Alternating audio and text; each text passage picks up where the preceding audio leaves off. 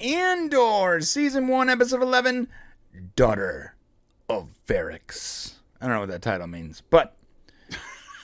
Wait. You're reviewing the show and you don't know what that title means. Well, it's not a very good title. If I had a pretty big criticism of Andor, is their titles suck. And I think this is a good title. It's literally what happens in this movie. I know. This episode. So it used to be that titles, you would see the title ahead of time in the TV guide or whatever, and you'd be like, yeah, oh, I can't wait to watch that. Now the titles are all meta and there's nothing to it. Like people are now, like showrunners nowadays are just not naming their titles very well. I gotta say, Quantum Leap is the closest thing to decent titles we've gotten in years, and that might be because Belisario is like super old school Hollywood. You know, we don't. It's not a good title. It's either very super descriptive, but it's not very alluring in any way to me. I don't know.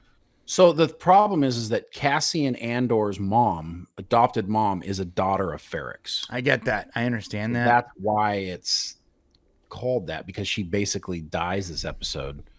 And spoiler alert, bro. Spoiler alert. I mean, I freaking hope you guys understand it's a spoiler thing. It's the review of what happened this week. Just so you know, there's spoilers ahead. So heads up, if you came here wondering, well, I wonder if they'll just kind of give nuance and and sneaky little hints at what's going to happen this week. No, we're going to talk about the whole thing. Speaking of which, perfect segue. Cassian Andor died.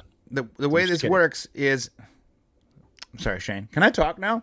I just wanted to say Cassian Andor died, and then it was supposed to be a joke, but it didn't. I see. Yeah. The way this works, and I was trying to segue, but you stepped in my segue again. Sorry. We're basically going to go through the show, beat by beat, pretty much. And if we like something, we're going to give it an upvote. We dislike something, we're going to give it a downvote. And at the end of the episode here, we're going to average those two numbers and come up with an official Popcast review score. And just so everyone knows, if you're watching this right now on Star Wars Unleashed, we are reviewing this first in the members section of the Popcast. You can find the link in the description. Stop. I saw it too. We're reviewing this first in the members section of Popcast Prime. We will put the link in the description of this video so you can get there and see the reviews firsthand and live. And the reason why Shane's laughing is because someone in the chat is yelling, Denny Crane! Before this, we were talking about Boston Legal. Go ahead. You could totally ruin our live show as well by being a member. So just, consider it. Some of these guys have gotten really good at distracting us. We also spoke for about 45 minutes. Actually an hour now before we actually started this review. So there's a lot of fun happening over here. Right. So come to the live show and see it live. Anyways, so that said, let's talk about Andor. Season 1, Episode 11, Daughter of Ferrix. Everyone dies. I'm kidding. That's not true. I mean, unless you're the Highlander. Okay, guys. So we start off this thing, and Andor and his prison friend are hanging from a rock, avoiding the ships that are looking for them. And he keeps saying, oh, they're leaving. And the guy's like, my hands aren't working. My hands aren't working. And he's like, don't worry, they're leaving. He's like, stop saying that. And then he goes, please keep saying that. They're leaving. They're leaving. All right. So this is actually pretty rad. And I want to give it an upvote right away, except for later on, they don't show how they get up off the rock. Yeah, well, I just want to say I'd have been dead. So right. I'm not getting back up. Yeah, so FYI, I wouldn't be able to hold on for even like 30 seconds. Like, I feel like either I have really weak hands or a very large body. Or a combination of the two, because there's no way I'm hanging off a rock face with one hand. It's not great. Not happening. And he's like, I can't feel my hands. I'm like, I'm surprised you can't feel your hands. How are you still holding on? So I'm giving you an upvote, but just beware that later on it's going to be a downvote, because they do they do a trickery, and they skip the whole part where he actually pulls him up, which I thought that was going to be a thing that they were going to talk about. You know, Did you just hashtag me too? That I didn't scene? mean to. I thought I was putting the title. They are close together, and someone could be at a disadvantage. Me too. I meant to put up the title of the show, and I clicked. You should leave that hashtag up every time something questionable happens in this episode. I clicked on the wrong. Like when two people are a little too close to each other, you know, just throw it in there. I clicked on the wrong thing and just flashed Me Too on the screen. I'm like, what? What happened? Subliminal messages. That's so funny. All right. So then now we're in the house of Cassian's mother. I have a downvote. Yeah, you want a downvote here? Yeah. This droid, and I can't believe I just forgot its name. It's something clever like B4 or something I don't, sorry. I used to know its name, but we're making fun of Star Trek right now, in case you guys weren't aware. But seriously, I think it's something close to that. If you remember I can't find it. So if you remember the droid's name in Andor, just go ahead and throw it out there. Let us know in the comment below what the droid's name is in Andor, so that we can talk about it later. There's literally 563 names in this TV show. Anyways, the droid, in my opinion, is a little too human-like. Well, it stutters.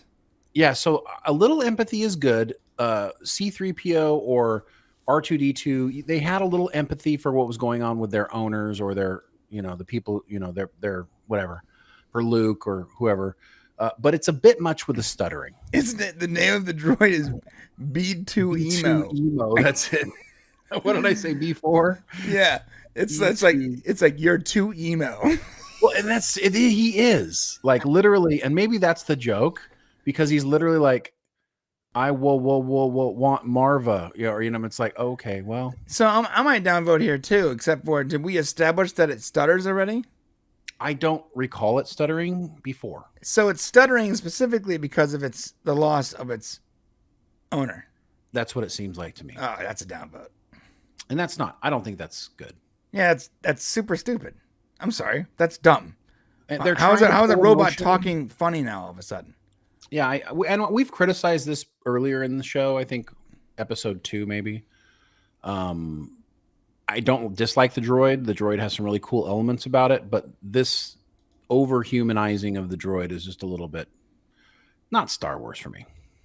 Yeah, it's like the stuttering, like that's a major. That makes no sense. Although its name is B2 Emo, B2 and Emo. So he's being emo. He didn't want to come out of his shell. Didn't want to. Anyways, yeah, you get it. Whatever. He's not Wally. Even Wally wasn't that emotional. Wally. Eva. Yeah. No one did it better than Johnny Five, guys. Just so everyone knows. Short Circuit was the best way of humanizing a robot. Yeah, I agree. Johnny Five is alive. Johnny Five is alive. So we've got our old character from the heist. She's hanging out here, and she's kind of the eyes and ears of the rebels here on what's happening with Marva, and that she's passed away. And this guy here you see in the background is actually spying on everything that's happening, and they're trying to essentially flush out Cassian Andor. Okay. And there he is. Yeah, see, this was my downvote. So now I have to give this a downvote because I given it an upvote. They had this big thing about how he's gonna have to help him up. He can't feel his hands, and then we just skipped right to him being up on top of there. I mean, was it supposed to just be kind of like how they're struggling? Like, did we need to see him pull him up? I mean, it's just sort of a cheat, I guess, yeah. That's why I guess I didn't upvote it before. Yeah, so I mean, ultimately it was a neutral upvote. Got it. Or yes. Yeah, or just a neutral vote. And I'm gonna upvote this. I love the old Star Wars, and I titled this video, by the way, "Old School Star Wars," because like it definitely felt like some old school Star Wars. I love the cool ship. It's called a quad jumper, and the aliens. I don't know what they are. I really like their Narkinians. So they're Narkinians, and I love the Narkinians. They look great. They sound great. Yeah, they sound great. It feels very Star Warsy to me. Oh, yeah. And that's an upvote for me. Yeah. Now we're back at 0. All good from here, hopefully. Yeah, Narkinian's great. Now back at this, I guess the Senate. I don't know sure what this is, but the Empire, the bad guys. We're now back with the bad guys. Imperials or whatever. It's the Empire, yeah. Okay. So they're giving them a permit they need. So the point of this, they're going to let them go to their funeral so they can try to flush them out, right?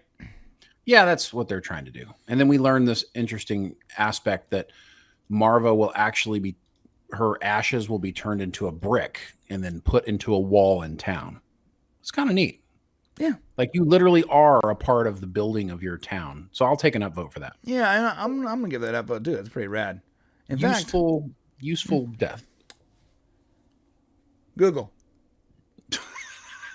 Send note. When I die, make ashes and make them part of Shane's casket. What? What? Yes. Okay. Into the paint.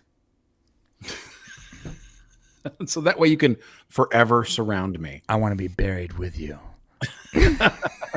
That's not creepy. Wait. There you go. I knew that moment was going to happen. I mean, that's a really cool idea, though. Like, I want to be turned into paint, or like, because you can just like take your ash and you can just put it into bricks or paint or jewelry, like anything that. I guess no. If you put it in like molten something, I bet you. No, I mean, I guess you could do it that way. You can put it in anything. I like the idea of burying it with a tree, like having you like. Oh, you become a tree. Kind of, or at least your soil helps it grow. Yeah. My luck is my wife won't water it and it will die. Because she doesn't water anything in my house. Bad track record in the house. She has a really bad track record. She somehow killed a cactus. You water them like once a year. How in the world does she kill a cactus in Southern California? Well, and I don't know if you should be like not a cactus, tree in your what's house. It called? A surpling, whatever? A succulent. Succulent, thank you. Yeah. Well, I don't know if you should be in the house because you don't want the kids going by like, hey, Dad, and you're like, I'm like the tree. I shake my leaves. like you're a sentient, like you're a whatever. I would say if you bury me under a tree, so the tree, sentient, so an ent, whatever, yeah. If you bury me under a tree so that the tree comes out of me, just please make sure you do it so that the tree has vision of the living room TV. That's all I ask for. That's all you care about, yeah. All I care about is that I am updated on season 27 of whatever new Star Wars show is coming up. Or the Blacklist, right. Andor 26. Survivor 115. Jeff Prost. Jeff Prost looks the same exact thing. He's an android now. He's like, hello, contestants. He's also B2 emo. That dude doesn't age, man. I go back and look at old seasons. He doesn't age at all. Yeah. All right. We got off on a tangent there, but Jesus. All right. So these the aliens are pissed because they mess with their water, and it's a really good scene. They have to explain that it was the prison that they came from. Really, really cool. Well, they kind of figure it out. I mean, they kind of figure it out. It's Narkinian. Narkinian? Yeah. It's a little bit kind of weird because at first they're going to kill him, and then they somehow talk themselves into not killing them and basically blaming the Empire, which I thought was different. I gotta say, these aliens are super rad. I know we already uploaded them, but they're really cool looking. I like the eyepiece, like whoever came up with this design. Yeah, and it's like moving. It's like the eyepiece is moving and like this guy looks awesome too. They both look really cool. And the other guy actually looks like a zombie. A little bit, yeah. Yeah. The net is super cool like that. I feel like that is exactly what an alien net would look like. Right. Sticky and gross. Yeah, sticky and gross. Yeah. It's super cool. So I guess they just sort of talk themselves into not killing them and then helping them get to where they're going. Okay, now we're in, you gotta tell me, what's his name? What's the old guy's name? Luthen? Luthen. We're in Luthen's workshop, right? Yeah, in his, well, not workshop, but like antique shop. Yeah. Antique shop, yeah. Yeah. Or if you ever want to launder money, an antique shop is how you do it. This is how you do it, yeah. You buy either an antique shop or a secondhand store, and you can like launder all the money you want, because you can make a plate $4,000 and no one's gonna bat an eye. Just so you know. No. Yeah. Because art is however whatever you place value onto it. That's true. I don't know this character's name, and I apologize because she's never really played a big enough role that we really needed to talk about her. She's Luthen's assistant, and now we get Vel has actually now come in, and she wants to talk to Luthen, and there seems to be some sort of competition between like who's more in the eyes of Luthen, like who he's, because they're like competing over who's going to give him the information. Right. And she's like, what have you done for him lately? I did this. It's kind of weird. Yeah, I'm actually going to upvote this because I love this. Her response is so good. First off, Val is, I don't know why you're so arrogant after one job, but her response, his assistant's response is so good. Like, I don't need to, it's not about what I've done lately. It's what I do all the time. Right. It's kind of a little bit of a tie-in to what Luthen said last week. Right. They're both all in all the time. Although we haven't seen Vel not be in. We know she's Mon Mothma's sister, which is, she's got ties to obviously wealth. Mm-hmm. So there's some interesting things going on here for sure. But essentially she has to give the information to her because she won't give up where Luthen is right now. And I will bet you $1,000 that if this show is moderately successful, there will be a Luthen's gift shop in Galaxy's Edge. I guess so. That would be good. Luthen's gift shop. Yeah. Yeah. Makes sense. All right. And the scenery is so good here. It looks like we can't keep upvoting scenery every episode, but it is really good. It's very Star Wars. Everything here is very Star Wars. And I gotta be honest, I Galaxy's Edge and Disneyland's a little boring, I guess, if you're an adult. But damn, it looks good. It looks so good. It looks like I wish I can go back in time as like a 16, 17-year-old Star Wars fan and experience Galaxy's Edge in my teens. Right, yeah. I would have lost my mind over it. And I can go back and I can remember how invested I was in the Star Wars universe, and how I wish there was something like Galaxy's Edge when I was younger. Well, that's how I felt. Go ahead. Sorry. Oh, go ahead. That's how I felt going into Tomorrowland when I was a kid. Right. Because it was very futuristic when I was a kid. Right. And they've ruined Tomorrowland, man. Yeah, pretty much. And it's not because we got old. They have slowly removed all the futuristic, retro sci-fi stuff, and they've made it so corporate and so sterile that it's not remotely charming anymore. Well, there's a Toy Story ride there. Yeah, so. There's a Toy Story ride in oh God, it's so bad. There used to be like the House of the Future and innovations and right. Go into a microscope. Journey to Mars. Right. They had a bunch of them. Yeah. They removed all the stuff that was actually valuable. Tron. They removed all the stuff that actually expanded your mind, and they just filled it full of corporate kiddie bull crap. But what they haven't done yet is Galaxy's Edge does look like this. It looks like this. It looks like Star Wars. And I was blown away. And my kid, who loves the Clone Wars and all that, she has yet to be tainted by the likes of Rian Johnson. Oh, So she loves Star Wars still because she watches the cartoons. And when she went in there, she was like, "This is so cool! I love it! Can I get a blue milkshake?" Yeah, let me go get you a $14 blue milkshake. $14. well, I'm fortunate my kids do not like Star Wars, so Yeah, and the rides are sort of cool, I guess. That one Resistance ride in there is pretty badass, actually. So there's Cinta watching, and then this guy's reporting back as to what's going on. Yeah, this guy, the Narc, he's a narc. The Narc, that's his name. Yeah, let's just call him the Narc.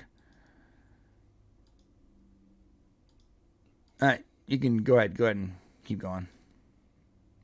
There's really nothing to say here. The droid's like, the guy's like, you gotta stay. I don't want to stay. I'm I charging. don't want to be alone. I'm I charging. don't want to be alone. I'm still charging. Marv. Stop. No, the droid is too much, though. It's not my fault. I'm making fun of something that's silly. It's silly. Yeah. So Bix, of course, is still being questioned. They want to know more information. They're trying to figure out where Cassian is. They've got, what's interesting is they have this guy. Now, the guy, if you go back one, the guy who's actually here is, this is the guy who's about to be killed. Him and his 30 men that Luthen keep talking about. That's who's about to be killed. And they're trying to connect this guy to Cassian Andor. What they really don't realize is Luthen is the guy, not this guy. Right. So they keep asking her, is this who you connected Cassian with?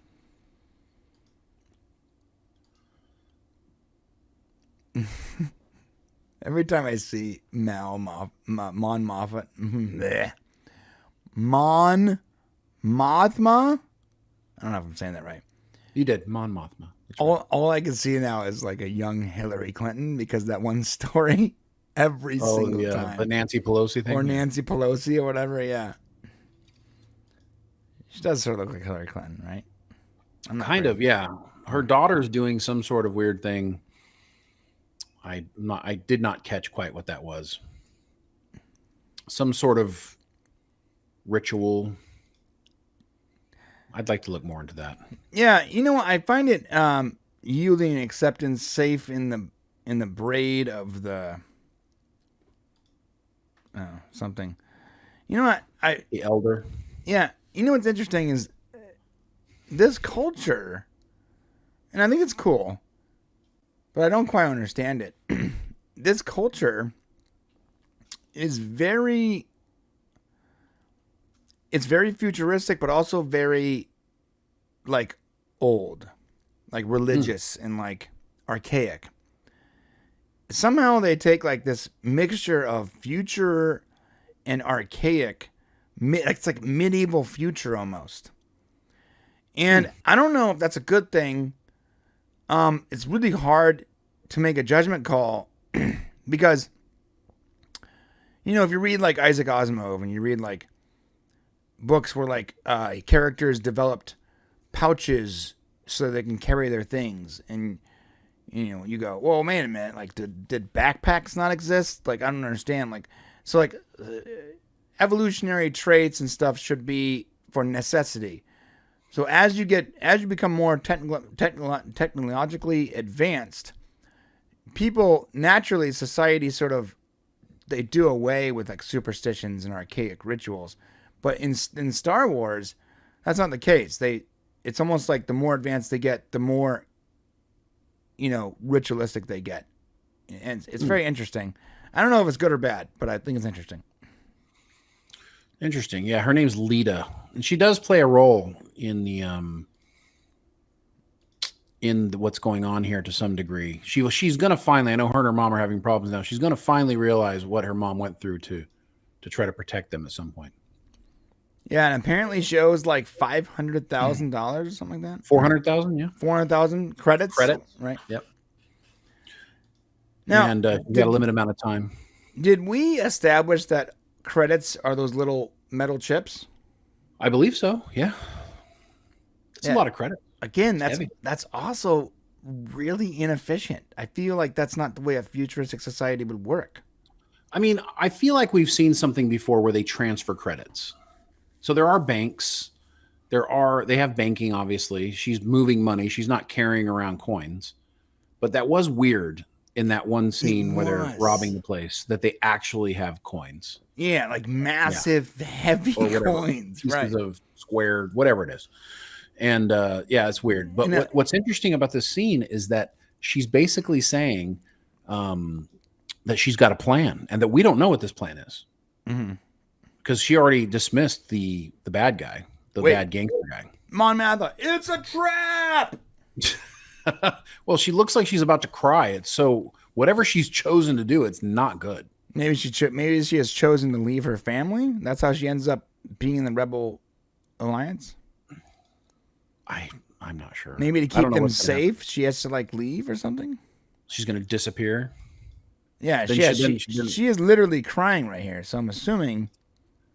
Yeah, she's just gonna like go, and then it'll be known that she's like a rebel. You see, though, no. See, that's not good enough, though. If she just leaves, then her family is gonna suffer.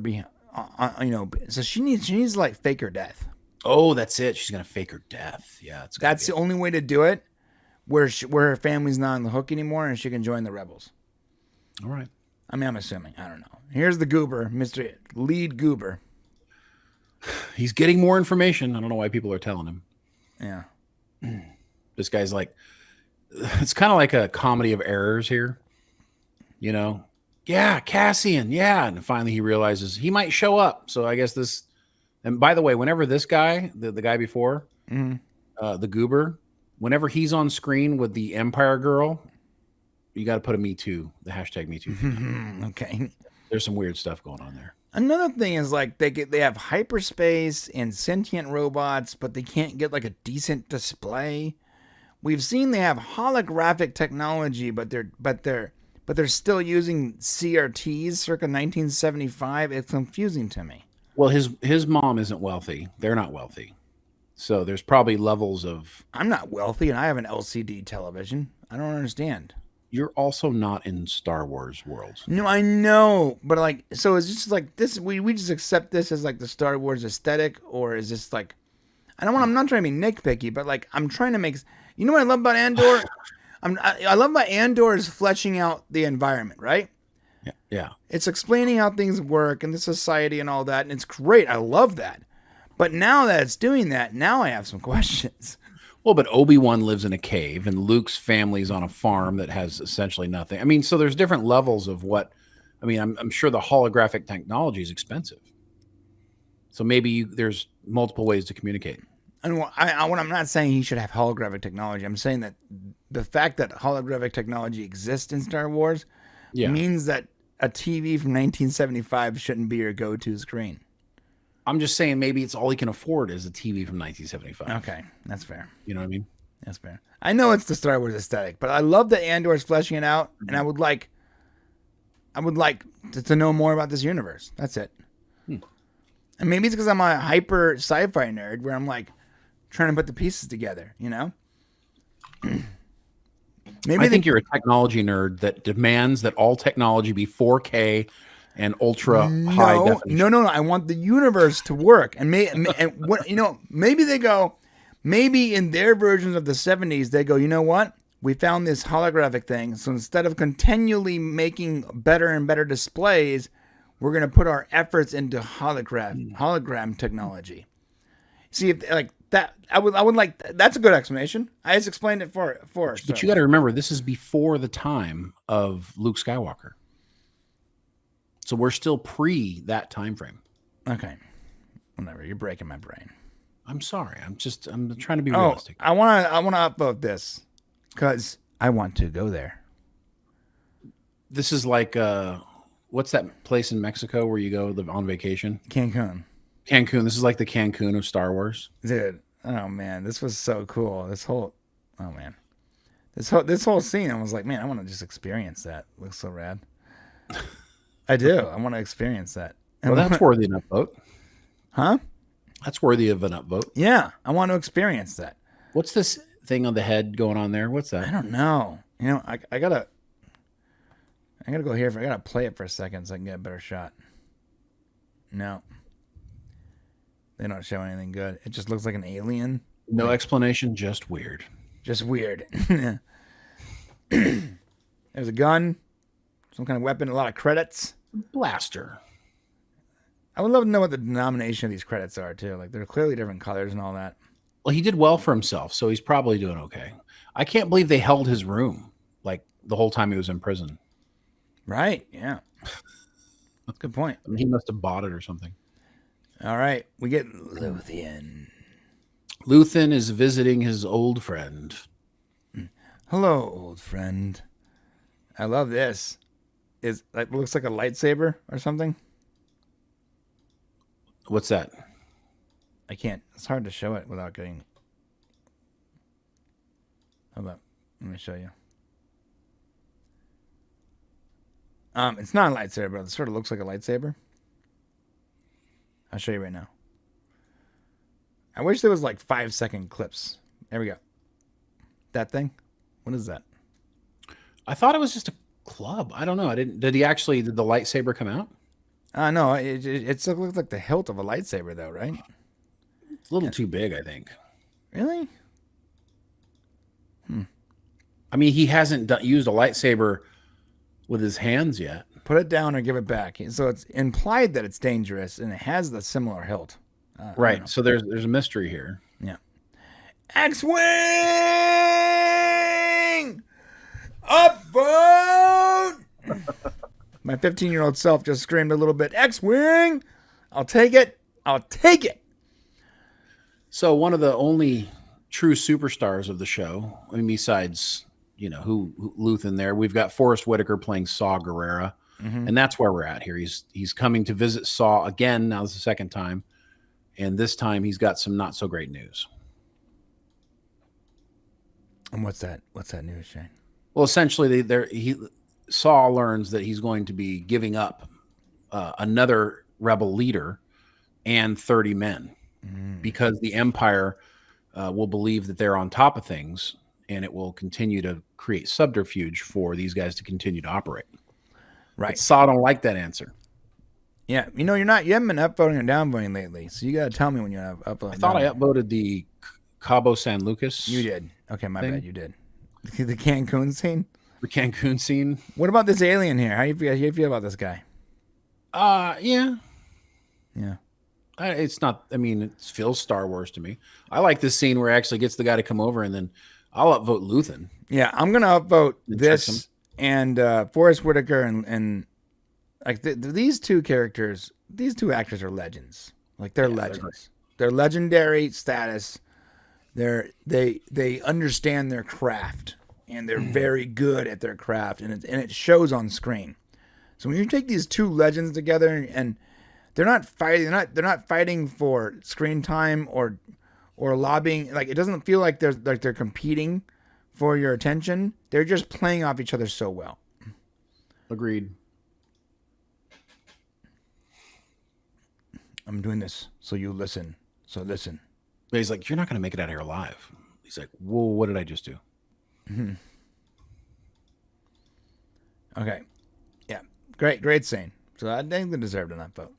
All right, we're back at Goober Central. I love his tie. The tie doesn't even go up to the neck. Yeah, I'm sorry. I got to downvote that. I mean, it's a Star Wars. It's just like, no, it doesn't necessarily work. That is stupid. That actually bothers me. And like my OCD is triggered by that. I'm sorry. So anyone who has OCD should downvote that scene. Yeah. I guess he's searching something. I don't know. What was he searching? I think he's trying to find a way to go back to. He wants to try to catch Cassian himself, so he's probably going to go back to that, the planet where Marva just died. I never quite understood why he is so hell bent on Cassian. Well, after 11 episodes, they still haven't let us know why it matters. Right? He is like. Maybe we'll get better. I mean, I hope something really interesting happens with him, or else it's going to be really dumb. Yeah, it's going to be downvote for me, dog. Maybe he's like his brother or something. No. Maybe he's one of the kids from that planet. Maybe. I mean, he's just trying to get. I don't know. He's a character I do not yet understand. All right, Luthien's back at his antique shop. They're communicating in code back and forth, where he's, essentially a bit of an argument. Right. She's saying you need to come back, Anyways, but he's in a little bit of trouble here. Classic Star Wars shot. Look at this shot. This was nice. Dun dun dun dun dun dun. I can only play that much. The whole thing felt Star Wars. This whole nice scene here. I'm upvoting this. I think it was necessary to have this whole thing. Yeah. Dun dun dun dun. I'm gonna upvote it as well. And the Star Destroyer looks sick, or whatever it is called. Very cool looking. Yeah, all this is very Star Wars. And they're gonna board him. They basically doing random inspections.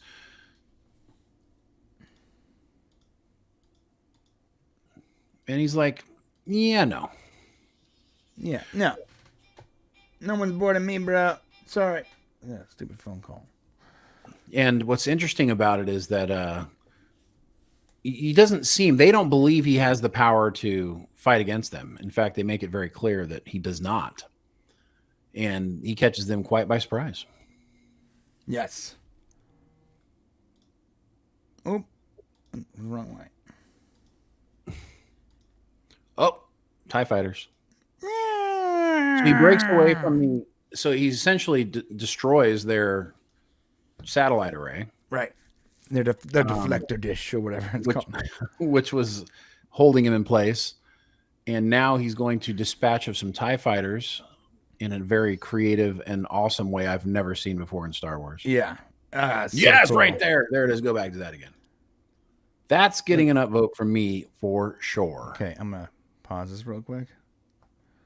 I want to play that scene without getting copyright struck by the gods of YouTube. Yeah, that was cool and creative, and I just didn't see it coming. Yeah, it was super rad and a bit frightening. Here it is. Here we go. Dang. I got to give it to Tony Gilroy. I don't know why anybody never came up with that.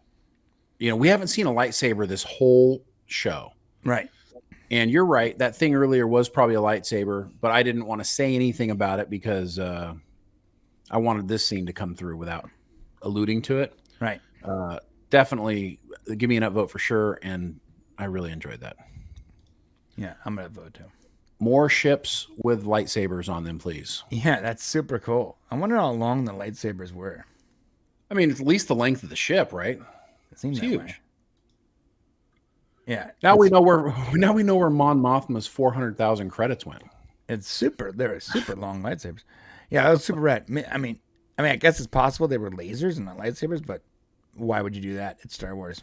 What, isn't a lightsaber just a laser? No, it's plasma. Come on, man. Dude, come on.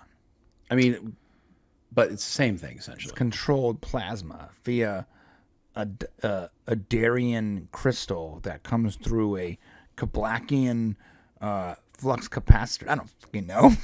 So what is a laser keeps going, right? You shoot a laser. I think a laser just keeps going like forever. Right. So this was obviously not a laser. It was like a continuous laser. I don't know. No, because it didn't. No, because it stopped. I don't know. Contained. I don't know, Shane. See, you try to make me look dumb. No, I don't. No, look. Okay. Here. I'm telling you, this is a lightsaber. No, but you don't see the end of the lightsaber, though. You do see the end. No, you don't. You do. Okay, I'll play it for you again. Play it for me again. Because if we don't, then my bad. But I think we do. Yeah, you don't. Look. You don't actually see the end of it. Oh. So if it is a lightsaber, we don't see the end of the lightsaber. I felt like at the very beginning of that, when they first came out, I felt like it stopped. Maybe I'm wrong. Yeah, I don't know. You know what? Who cares? It's cool as hell. Very true. It was great. I was messing with you. I have no idea how lightsabers are made. I know it has something to do with a crystal. That's all I know. You know, the only problem with it is it would really make it tough for those big Star Destroyers if those guys could just like lightsaber them and by flying by them. Right. Yeah, that would be kind of tough. Right. Just like, Maybe that's why they haven't existed in the past. maybe they're like one-shot things where like they burn out after one use. Oh, that'd be convenient. I mean, no, but if you gave a really strong weapon a reasonable downside or weakness, then it's okay to have. Yeah, that's true. You gotta balance it out. It's like MMORPGs or something. You're like, I got it. If you're gonna have this giant battle axe, it's gotta have a really long cooldown. Yeah, right. Got to nerf that OP weapon. And this, of course, in this final scene here, you've got they're going to separate. Of course, they needed to put Cassian back on his own because that's kind of how the story unfolds. And this guy's going to go let people know what the Empire's doing to prisoners. And this guy's got to deal with the fact that he's now learned that that Marva has died, and he's got to decide what he's going to do. The Empire's betting he's going to come back and try to see her, and so is Goober. And I bet Luthen's hoping he does not. Yeah. And again, we need to figure out what Goober's up to. All right. Yeah. It's about to end this season. And if I do not know what Goober's motivation is this whole time, it's going to be upsetting. I'm going to be real. I'm assuming that episode 12 is going to have some culmination. So episode 12 is titled, and as Brian has showed us, it doesn't necessarily matter what it's titled.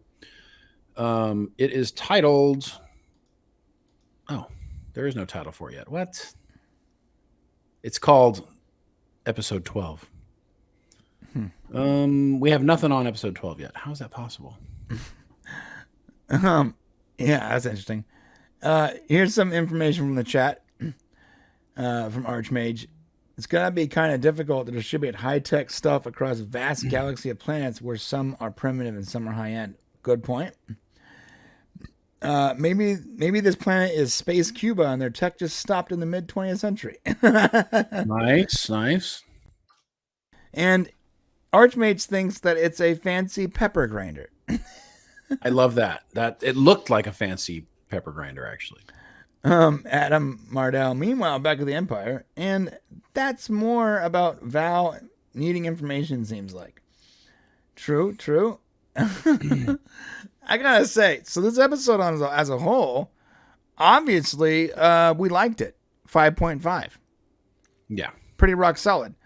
Andor is definitely officially in the green for me. It is definitely a show I'm interested in now. I love the return of it feels like classic Star Wars. It's great, but there are some loose ends that I'm worried that they're not going to button up in time. Okay. And there's nothing I hate more than, and I hate to be vulgar here, but I don't like blue balls when it comes to my TV shows. So just because you have 4 seasons contracted or whatever, do not leave this season with a bunch of unanswered questions. If you ask a question in the first episode, you better tell me the answer by the last episode. It's not fair for you to keep a question into the next season. Now, if you want to introduce a new question, a new cliffhanger at the very end to keep us wiggling in our pants, cool. But if you asked a question in the first episode, that question needs to be answered by the last episode. Period. The end. Overall, great episode. There's some questions that got to be answered, and I think next week is going to be a banger. So come back next week. Our members section, our members review will be the day after the show, as usual.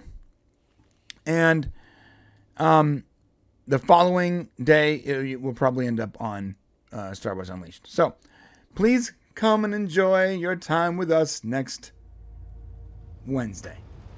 Absolutely.